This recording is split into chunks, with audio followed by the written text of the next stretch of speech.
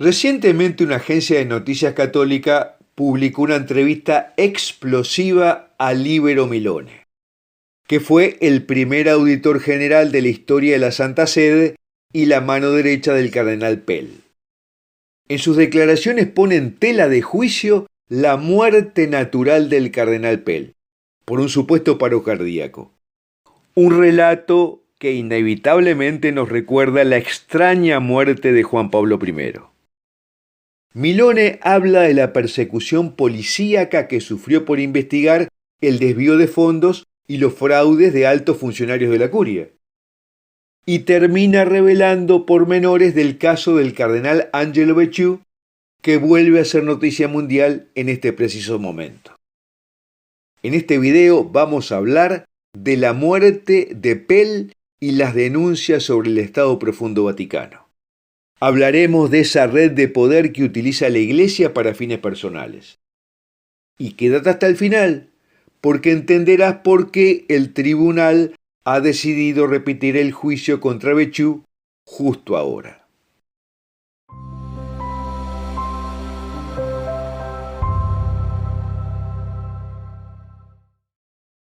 La historia que vamos a revelar comenzó el 24 de febrero de 2014, cuando el Papa Francisco creó la Secretaría de Economía y nombró al cardenal australiano George Pell como su primer prefecto con plenos poderes de auditoría.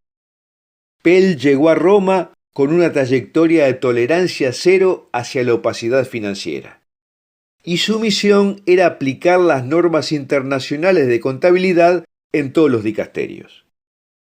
Y a los pocos meses de gestión, Pell encontró 1.100 millones de euros fuera de los balances de los dicasterios y departamentos de la Santa Sede.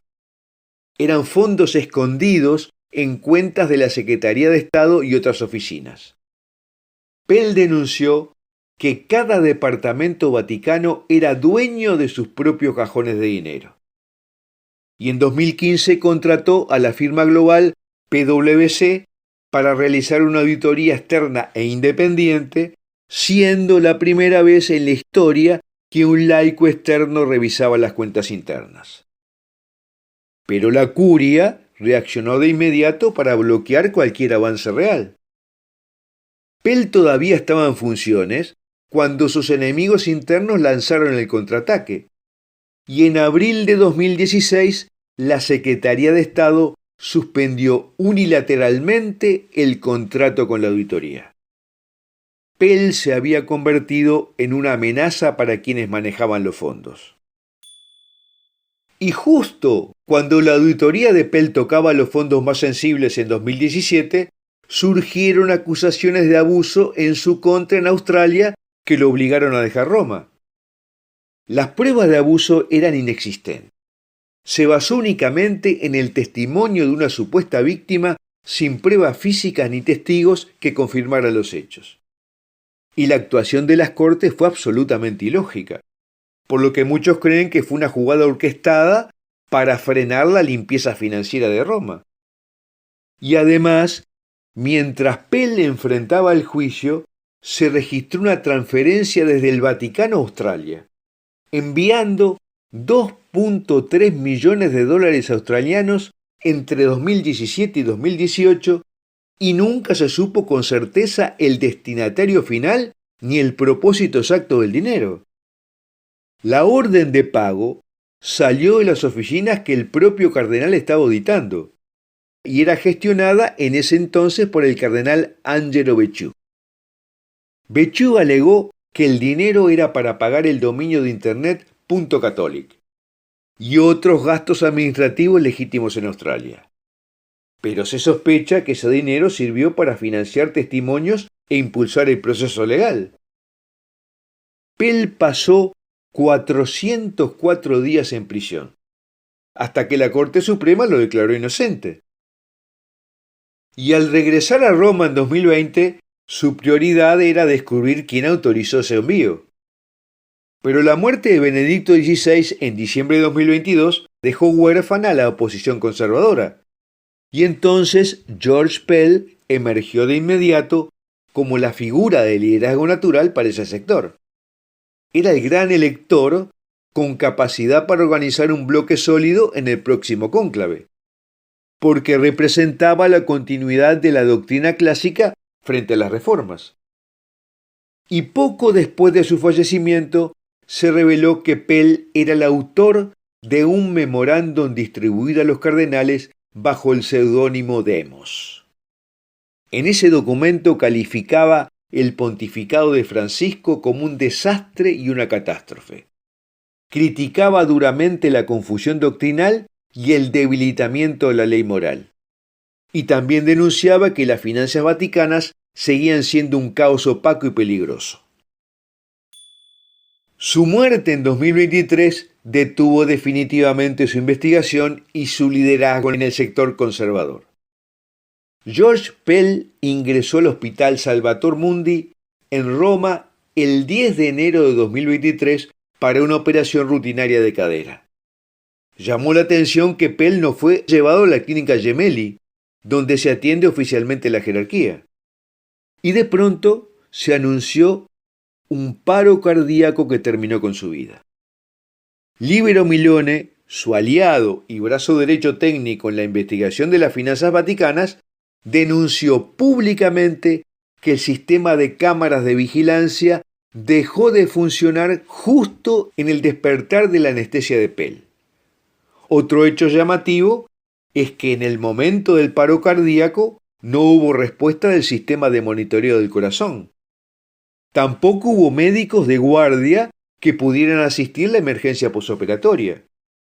Y sus allegados encontraron que el cuerpo presentaba heridas y la nariz rota que nunca fueron aclaradas por el informe médico del hospital. No se permitió una autopsia independiente y exhaustiva que explicara esas lesiones y fue inmediatamente embalsamado. Y además, inmediatamente de su muerte, la Gendarmería Vaticana entró en su residencia por una instrucción que partió de la Secretaría de Estado, el organismo que Pell investigaba, y se llevaron iPads, ordenadores y documentos manuscritos antes de que intervinieran sus herederos. Todo indicaría que el objetivo fue recuperar las pruebas que investigaba y sus listas de informantes. La historia del Vaticano parece repetirse, porque recuerda inevitablemente la muerte de Juan Pablo I en 1978. Ambos fueron reformadores solitarios que murieron de forma repentina y misteriosa. En ambos casos fallaron los protocolos de seguridad y se ocultó información médica. Y sucedió justo cuando tenían en su poder listas de cambios y denuncias profundas. Y ahora Libero Milone ha roto el silencio. En una reciente y explosiva entrevista de la agencia Catholic News Agency, CNA, del 13 de marzo de 2026. El ex auditor ha decidido denunciar el caso criminal tras la muerte del cardenal. Milone era el brazo derecho de Pell en la reforma financiera. Es un auditor de clase mundial, con una formación forjada en la firma Deloitte, y fue el primer auditor general de la historia de la Santa Sede con rasgo de ministro. Pell y Milone formaban un equipo de tolerancia cero contra la corrupción de la curia, y compartían información más sensible sobre los desvíos de dinero a cuentas privadas. Y su llegada a Roma en 2015 había sido vista como una amenaza por los sectores opacos. Milone había denunciado irregularidades financieras masivas en el corazón del Vaticano. Reveló que el sistema permitía desviar fondos públicos a cuentas privadas. Y el caso más grave involucró 2.5 millones de euros destinados a un hospital infantil que desapareció sin dejar rastro. Pero para frenar estos hallazgos, el sistema corrupto montó una operación de vigilancia extrema sobre él. Milone descubrió que estando en funciones, sus computadoras estaban siendo intervenidas. Encontró micrófonos ocultos instalados en su propia oficina de auditoría. Y dijo que la Gendarmería Vaticana no lo estaba protegiendo, sino que lo estaba espiando. Incluso su correo electrónico personal era interceptado de forma sistemática. Buscaban cualquier detalle de su vida privada para poder chantajearlo. El objetivo era intimidarlo para que dejara de investigar los fondos reservados. Y el enfrentamiento final ocurrió en el despacho del cardenal Angelo Becciu. Becciu era en ese momento el número 2 de la Secretaría de Estado. En junio de 2017, Milone fue citado a una reunión que resultó ser una trampa. Lo rodearon oficiales de la Gendarmería Vaticana para intimidarlo directamente. Becciu lo acusó falsamente de estar espiando las vidas privadas de sus superiores. Y le dieron un ultimátum frente a los agentes de seguridad. O firmaba su renuncia inmediata o sería arrestado y procesado esa misma tarde.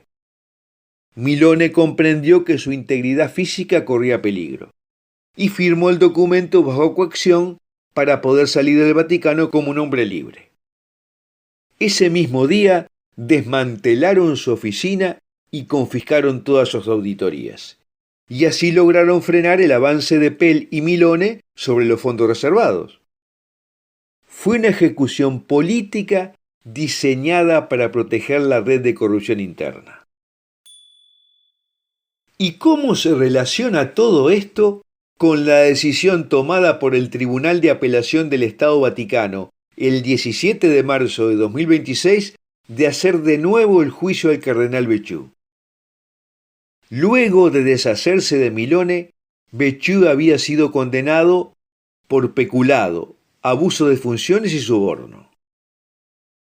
Específicamente por malversación de fondos del óbolo de San Pedro en la compra fraudulenta de un edificio en Londres y el desvío de dinero vaticano hacia una cooperativa de su hermano. Libero Milone afirma que así como la Gendarmería fabricó acusaciones de espionaje contra él para expulsarlo en 2017, denuncia que los superpoderes luego entregaron a Becciu. Para salvar la reputación de la reforma financiera se necesitaba un pez gordo. Y al concentrar toda la culpa en Becciu por la compra del edificio en Londres, el sistema evitó investigar a otros cardenales y banqueros que autorizaron operaciones similares. Fue el chivo expiatorio perfecto para cerrar la crisis. Y ahora, si el tribunal admite que Becciu fue entregado para salvar al resto, el sistema financiero vaticano entero quedaría bajo sospecha de fraude procesal. Todo un lío que muestra la existencia de un Vaticano profundo que ningún papa ha podido controlar. Bueno, hasta aquí la denuncia de Libero Milone sobre la extraña muerte del cardenal Pell y las maniobras del Estado Vaticano profundo. Primero el cardenal Becciu operando contra Milone para sacarlo del juego, y luego otros poderosos entregando a Becciu para salvarse. ¿Y tú? ¿Crees que es posible que suceda esto en la Curia Vaticana? ¿O crees que es una exageración? Dilo en los comentarios. Y ahora, si te gustó este video, dale un like y compártelo con tus amigos. Y suscríbete al canal así no te pierdas nuestros videos. Y si quieres apoyar las investigaciones del equipo de este canal católico, lo puedes hacer a través de Patreon o desde YouTube. Los links de estos y de nuestras redes sociales están en la descripción del video. Y que Dios te bendiga y te permita entender que, como dice Jesús, no todo el que me dice Señor, Señor, hace la voluntad de mi Padre que está en los cielos.